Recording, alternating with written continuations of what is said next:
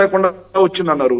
మరి పిఠాపురం నియోజకవర్గంలో నకిలీ ఆయిల్ దొరికింది, నకిలీ నెయ్యి దొరికింది, గంజాయి దొరికింది.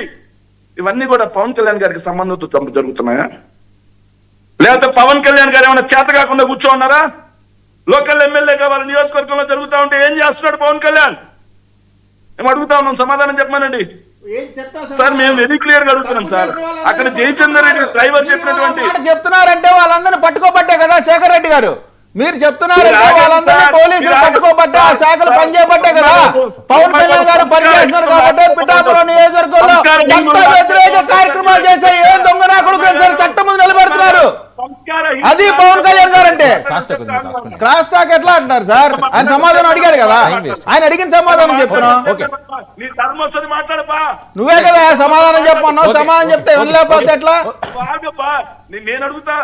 నేను అడుగుతా తర్వాత నీ టర్మ్ వచ్చినప్పుడు సమాధానం చెప్పు, రాసుకో, ఇట్లా పేపర్ లో రాసుకో. Okay okay.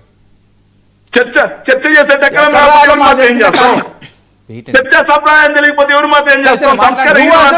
పెద్ద మనిషి మాజీ జడ్జి గురించి మాట్లాడటం ఎత్తుకోవడం ఆయన క్యారెక్టర్ మీద అసాసినేట్ చేస్తావు. పద్ధతి గురించి మాట్లాడటం వినాలా?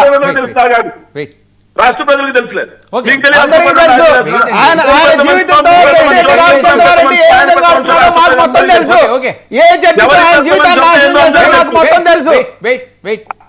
అయ్యా ఎవరి పెద్ద మనిషి శబ్దం ఏందో ప్రపంచం మాట్లాడండి, పాయింట్ రానండి, ఎందుకు టైం వేస్ట్ సార్? మధ్యలో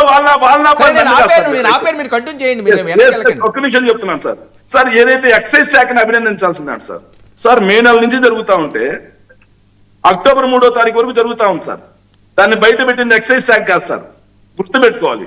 లోకల్ గా ఉన్న వాళ్ళు ఆ పాల వ్యాన్ తిరుగుతుంది, పాల వ్యాన్కి వైన్ షాప్ దగ్గర ఏం పని, పాల వ్యాన్కి ఏదైతే బెల్ట్ షాప్ దగ్గర ఏం పని అని చెప్పి లోకల్ వాళ్ళ ప్రెజర్ మేరకు ఎక్సైజ్ శాఖ వాళ్ళు రైడ్ చేశారు. రైడ్ చేసినటువంటి అధికారిని ఎక్సైజ్ డిఎస్పీని సస్పెన్షన్ చేసింది ప్రభుత్వం. ఎందుకు చేసింది మరి? ఎక్సైజ్ డిఎస్పీ ఆ రాకెట్ మొత్తాన్ని, కల్తీ మద్యం యొక్క దందా మొత్తాన్ని